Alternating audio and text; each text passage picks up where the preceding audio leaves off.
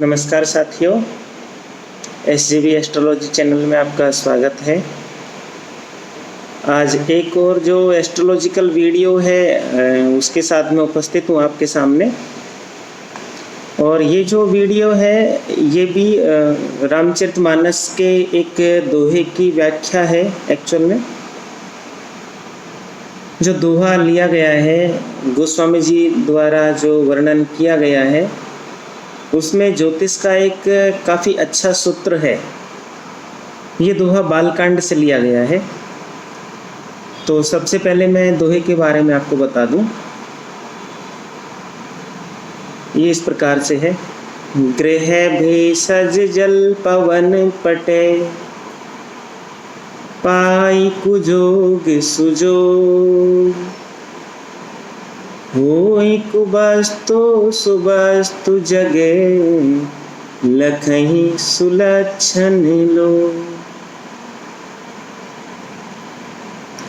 यानी इस दोहे के अंदर गोस्वामी जी 5 चीज़ों की चर्चा करते हैं जो संगति के अनुसार कुयोग या संयोग, यानी बुरी संगति या अच्छी संगति के अनुसार खराब या अच्छी वस्तु हो जाती है, यानी कुवस्तु या सुवस्तु हो जाती है। और जो जानकार लोग होते हैं, लखई सुलक्षण लोग, जो जानकार लोग होते हैं वो देखकर ऐसा बताते हैं या उन्होंने ऐसा अनुभव किया है। ये 5 चीज़ें कौन कौन सी है? ग्रह, यानी जो ग्रह जिनकी हम ज्योतिष के अंदर चर्चा करते हैं, सूर्य, मंगल, शनि, राहु, गुरु इत्यादि जो भी। भेषज मतलब औषधि, जल, पवन ये सामान्य शब्द हैं, सभी को पता है इनके बारे में, और पट यानी वस्त्र। ये 5 चीज़ें हैं। इन 5 चीज़ों का जो स्थिति है वो संयोग के अनुसार अच्छी या बुरी होती है। अब इसमें आपको मैं उदाहरण दे रहा हूँ। जैसे कि कोई औषधि है, मान लो भेषज, ऐसे मान लो कि कोरोना की औषधि है, कोरोनिल है या रेमडेसिविर है या कोई और दूसरी औषधि है। लेकिन कोई औषधि ले, फ्रिज में रखा ठंडा पानी पिए, आइसक्रीम खा ले, और भी कुछ चीज़ें फ्रिज में रख ले, उनको जमा के ठंडी करके खा लेवे, और फिर वो औषधि लेवे, रेमडेसिविर लेवे, कोरोनिल लेवे, तो उसके असर नहीं होगा क्योंकि वो कुवस्तु हो जाएगी, कुयोग बना यहाँ पर। अब यदि कोई औषधि भी लेता है, रेमडेसिविर ले, कोरोनिल लेवे और काढ़ा भी लेवे, गर्म पानी का सेवन करे, फ्रिज की चीज़ों से दूर रहे, तो उसके क्या है, औषधि जल्दी फर्क करेगी। ऐसे समस्त औषधियों का इसी तरह का विज्ञान है, किसी एक औषधि का नहीं, सभी औषधियों का इसी तरीके का विज्ञान होता है। हमें डॉक्टर से भी जब हम औषधि लेते हैं तो हमें पूछना पड़ता है, कुछ का खाली पेट, कुछ का पेट भरने के बाद स्थिति गर्मी वर्मी नहीं करे, दूध पीने को लेकर भी डॉक्टर कहता है। तो ये क्या होता है, कोई वस्तु कुवस्तु नहीं बन जाए। संयोग कुयोग के कारण कोई वस्तु कुवस्तु नहीं बन जाए, तो उसको सुयोग करके सुवस्तु बनाने की कोशिश की जाती है। ये एक औषधि का विज्ञान है, चाहे वो वैद्य लिखे चाहे वो डॉक्टर लिखे। गोस्वामी जी की बात, उस समय एलोपैथी इतनी प्रभावी नहीं थी, लेकिन जो एलोपैथी आज प्रभावी है तो उस पर भी ये चीज़ उतनी ही प्रभावी तरीके से लागू है। ऐसे ही जो जल वाली स्थिति है, जल में क्या है, एक तो ठाकुर जी का चरणामृत है, जिसे कोई लेवे तो उसमें क्या है, तुलसा जी का पत्ता भी है, ठाकुर जी के नाम का सहारा भी है। तो उस चरणामृत को कोई ग्रहण करता है तो उससे क्या होता है, इम्यूनिटी पावर कुछ हद तक बूस्ट होती है। और यदि एक दूसरी तरफ जो जल है फ्लोराइड युक्त है या उसका TDS ज़्यादा है अच्छा साफ पानी नहीं है, अशुद्धियों से युक्त है, उसका कोई सेवन करे तो उसके लिए वो जल होता है वो नेगेटिव प्रभाव दिखाएगा, क्योंकि वो कुवस्तु सुवस्तु के रूप में परिणित हो जाता है। इसी तरीके से पवन यानी हवा, यदि किसी अच्छे उपवन पर से होकर हवा गुजरे, किसी बढ़िया जगह से होकर खुशबूदार पेड़ हो पौधे हों उनसे होकर कोई हवा गुजरे, वो हमारे नाक तक पहुँचे, नाखूनों तक पहुँचे, तो वो सुयोग है, वो हवा हमें ताजगी देती है। और एक तरफ किसी बदबूदार जगह से कोई हवा आ रही हो, कोई नाली हो पास में, नाला हो, गंदगी पड़ी हुई हो, या कृत्रिम तरह की जो चीज़ें हैं जो अलग अलग तरह की खुशबू के नाम पर जो दुर्गंध फैलाती हैं, ये जो डीओ वगैरह होते हैं, डिओडेंट, और ये जो बहुत सारे लोग इनको जो लगाते हैं, तो ये जो चीज़ें हैं ये कुयोग हो जाता है। जो एयर है वो कुयोग की श्रेणी में आ जाती है। तो इससे क्या होता है, एलर्जिक जो सिम्टम्स होते हैं वो भी पैदा हो जाते हैं। इसी तरीके से कपड़े का है, कपड़ा एक तरफ तो ठाकुर जी की पोशाक में भी काम आ जाता है और दूसरी तरफ कफन के रूप में भी काम आ जाता है। तो सुयोग और कुयोग ऐसे ही ग्रहों की पोजीशन है। ग्रह भी जब अपना फल देते हैं, कोई भी ज्योतिष विज्ञान का विद्यार्थी हो, किसी की कोई कुंडली हो जिसका कोई विश्लेषण हो रहा हो, तो जिसने ज्योतिष की बुक्स को पढ़ा हो, चाहे जातक पारिजात पढ़ी हो, फल दीपिका पढ़ी हो, वृद्ध पाराशरी पढ़ी हो, लघु पाराशरी पढ़ी हो, वृद्ध जातकम पढ़ा हो, भृगु संहिता पढ़ी हो, जैसी जो मार्केट में उपलब्ध है, तो उसमें क्या होता है कि कोई ग्रह पर्टिकुलर किसी जगह बैठा हुआ होता है, उसको लेकर भी फलादेश किए हैं। जैसे कि लगन में बैठा हुआ गुरु बताते हैं कि दोषों को दूर कर देता है। कितने 1,00,000 दोषों को दूर करने की पावर लगन में बैठे गुरु को दी गई। लेकिन ऐसे बहुत से लोग हैं जिनके गुरु लगन में बैठा है, लेकिन फिर भी उनकी स्थिति वैसी नहीं है कि कोई दोष दूर हो गया और कुछ है, फिर वो लोग ज्योतिष को दोष देते हैं। वो यहाँ पर क्या है कि कुयोग और सुयोग की चर्चा नहीं करते।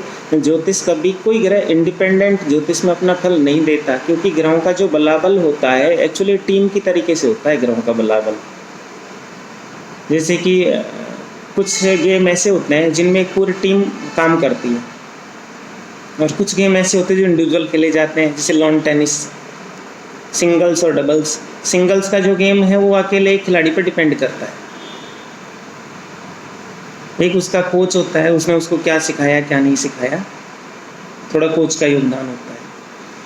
लेकिन एक तरफ क्रिकेट का गेम है, क्रिकेट के गेम में एक खिलाड़ी बहुत अच्छा भी खेल रहा हो, लेकिन दूसरी बात सारी टीम आउट हो जाए तो वो क्या है, नॉन स्ट्राइकर एंड पे खड़ा रहेगा, अपनी टीम को आउट होते देख लेगा। तो उससे वो अपनी टीम को बचा नहीं सकता। ऐसे क्या होता है, जो एस्ट्रोलॉजी है एक टीम की तरीके से चलती है एस्ट्रोलॉजी। इसमें क्या होता है, टीम भी है और इंडिविजुअल भी है, दोनों ही चीज़ें हैं। इंडिविजुअल के रूप में तो जैसे कि गुरु ग्रह लगन में बैठा है तो अपना वो लगन का इम्पैक्ट रखता है, कुछ इम्पैक्ट रखता है, डेफिनेटली वो दिग्बली है, इम्पैक्ट रखता है। लेकिन वही गुरु यदि राहु के साथ बैठा हो तो वो 1,00,000 दोष दूर नहीं करेगा, क्योंकि वो चांडाल योग के अंदर आ गया। हो सकता है वो नकारात्मक फलादेश भी दे देवे अपनी दशांतर दशा के अंदर। ट्रेजरी का कारक है तो हो सकता है पैसे वगैरह का नुकसान करवा दे, ब्याज के लिए पैसे दे रखे डूब जाए, कोई पैसे लेके देवे ही नहीं। और दूसरे 5वें 7वें 9वें 11वें स्थान का कारक है। इतनी जगहों का घर परिवार है, संतति है, पत्नी है, धर्म विदेश यात्रा, धार्मिक तीर्थ यात्राएं, बड़ा भाई, लाभ, इनसे संबंधित मामलों में हो सकता है कमी हो जाए। और यदि वही गुरु चंद्रमा के साथ बैठा हो तो गजकेसरी योग बन जाएगा। तो एक अच्छा उत्तम किस्म का राजयोग हो गया। तो ऐसे जातक की फिर अच्छी सर्विस लग सकती है, उसकी चलती है। क्योंकि गजकेसरी का मतलब हो गया कि बहुत सारे जैसे हाथी होते हैं, हाथियों के बीच कोई सिंह होता है तो भी राजा सिंह ही होता है। बहुत हाथी मिलकर भी राजा नहीं हो सकते। इस तरह की स्थिति ये कुयोग और संयोग पे डिपेंड करती है। ऐसे पंच महापुरुष योगों को भी देखना चाहिए। ये नहीं कि हंस योग है, रुचुक योग है, बालव्य योग है या मालव्य योग है, भद्र योग है, इस तरीके से किसी की कुंडली के अंदर कोई योग बने और वो सोचे कि मेरे तो पंच महापुरुषों में से योग बन रहा है, मुझे तो इसका फल मिलेगा ही मिलेगा, तो ज्योतिष को दोष देना छोड़े। वो उसका कुयोग और संयोग देखें कि कुवस्तु बन रहा है योग या सुवस्तु बन रहा है। ये चीज़ बहुत जरूरी है। गोस्वामी जी ने इसका जिक्र किया और इसी को ज्योतिष ग्रंथों में बड़ा वैसा करके भी बता रखा है, बड़ा नेगेटिव करके भी। मसलन इसकी व्याख्या ऐसी कर रखी जो समझ नहीं आती, बड़े क्लिष्ट सूत्र की तरह कर दिया इसको। और इसको पढ़ने की बजाय यानी किसी ज्योतिष की बुक को उठाकर देखो, 300 पेज में से 250 पेज तो ये होते हैं कि कौन सा ग्रह कहाँ बैठा है और उसका क्या फलादेश है। और जो 50 पन्ने हैं उसमें बाकी सारी नॉलेज होती है जिन पर इतना ध्यान दिया नहीं जाता। और जहाँ ध्यान दिया जाता है वहाँ इतना क्लिष्ट कर दिया जाता है कि आप पूछो मत। ऐसे ज्योतिष का एक सूत्र है, मार्केश से समन्विता शनि अपि मार्केश भवति। यानी मार्केश के साथ यदि शनि का संयोग हो जाए तो शनि भी मार्केश के तुल्य हो जाता है। इसका कहाँ देखने में आता है? मसलन तुला लगन हो, तुला लगन में मंगल दूसरे घर का स्वामी है, 7वें घर का स्वामी है, प्रबल मार्केश है। जो दूसरे और 7वें घर का स्वामी होता है उसकी मारक संज्ञा है। अब इसके साथ शनि का संयोग हो जाए मान लो, अब तुला लगन के लिए शनि की आप पोजीशन देखो, शनि 4थे घर का मालिक है, 5वें घर का मालिक है। जो 4थे और 5वें घर का मालिक होता है वो अच्छा फल देता है, क्योंकि सुख स्थान का स्वामी है और संतति स्थान का स्वामी है और राजयोग कारक भी है, समृद्धि का कारक भी है, अच्छा पद दिलाने का कारक भी है। लेकिन यदि वो मंगल के साथ संयुक्त हो जाए, मंगल शनि एक साथ बैठ जाए ऐसे तुला लगन के किसी जातक की कुंडली में, तो शनि की मार्केश के साथ युति हो गई। तो मार्केश से समन्विता, मार्केश के साथ समन्वित होने के कारण शनि अपि मार्केश भवति, शनि भी मार्केश हो जाता है। अब इस चीज को देखा नहीं जाता, ऐसा शनि अपनी दशांतर दशा में फल दिखाता है, उसका फल नेगेटिव भी हो सकता है दशांतर दशा में। उसकी कुछ प्लेसमेंट भी देखनी होगी कि 6ठे 8वें 12वें घर में तो नहीं बैठा। अन्य जगह भी फल में कमी तो अपेक्षाकृत रूप से होती ही है, लेकिन 6ठे 8वें 12वें घर में बैठा हो तो दशांतर दशा में ज़्यादा नेगेटिव फल दिखा सकता है। तो हमें क्या है कि कुयोग और संयोग इनको देख लेना बहुत ज़रूरी है। अभी जैसे कि लॉकडाउन के दौरान जो स्थिति थी 22 मार्च से लेके और तकरीबन जो 21 मई था, 21 मई तक स्थिति बिल्कुल खासा बिल्कुल बंद वाली रही, लॉकडाउन वाली रही, कोई भी आर्थिक क्रियाएं पटरी पर नहीं आई। अब आर्थिक जो गतिविधियां होती हैं उनका कारक गुरु होता है। अब राहु गुरु के 9 मांस में था यहाँ पर, इसकी स्थिति थी तकरीबन 18 मार्च से लेके और 20 मई तक। तो 21 मई से आर्थिक गतिविधियों ने कुछ जो स्थिति है वो उन्होंने बल प्राप्त किया या गति पकड़ी, कुछ गतिविधियां स्टार्ट हुई। 14 मई को जब गुरु बकरी हुआ था, वहाँ से कुछ राजस्थान में तो जो मिठाई की दुकान वगैरह है उनको खोलने की परमिशन मिल गई थी, क्योंकि एक्चुअल वित्त जरूरी है। 21 मई से कुछ और चीज़ों की परमिशन मिल गई थी। इसके बाद जब जो जून का महीना आया, अब जैसे ही 22 मई आई, 22 मई को जो राहु था वो गुरु के नवमांश से हटकर और मंगल के नवमांश में आ गया, तो मंगल भूमि का कारक है। तो इसके बाद जितने छोटे मोटे करके बहुत सारे भूकंप आए, भूकंपों की गतिविधियों में तेजियां आई। तो ये जो स्थिति थी ये कुयोग और संयोग के कारण बनी। ऐसे कोरोना की व्याख्या में ज्योतिषी ऐसा भी कहते हैं कि जनवरी तक इसका इम्पैक्ट रह सकता है, जनवरी 21 तक, 2021, सन 2021। क्यों? क्योंकि जो उत्तराषाढ़ नक्षत्र है, जो सूर्य का नक्षत्र है, इसमें शनि की स्थिति नवंबर से थी, और इसके बाद ये जो स्थिति है ये 2021 का जो साल है उसमें जनवरी तक है। तो एक योग बना, सूर्य के नक्षत्र पर शनि का भ्रमण। गोचर में जो राहु उच्च का है वो स्थिति 23 सितंबर तक है। तो कुछ ज्योतिषियों का मानना है 23 सितंबर से स्थिति ठीक हो लेगी। कुछ एक स्थिति ऐसा कहती है कि 1 अगस्त को जो है वो बुध इसके प्रभाव से बाहर निकल लेगा, राहु के प्रभाव से राशि चेंज हो जाएगी बुध की। बुध कर्क राशि में होगा, तो बुध कर्क राशि में होगा तो मीन्स राहु के प्रभाव से बाहर निकल गया। तो 1 अगस्त से जैसे कि जो फ्लाइट वगैरह है और कुछ और चीज़ें हैं, स्कूल वगैरह, कॉलेज वगैरह, इनको शुरू करने के बारे में एक तरीके से घोषणा की गई है।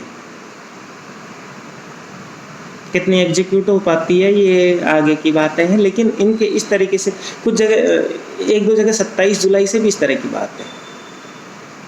तो 27 जो जुलाई है वहाँ पर भी स्थिति जो है वो कुछ बुध के परिवर्तन को लेकर ही है, एग्जैक्ट मुझे वो ध्यान नहीं है।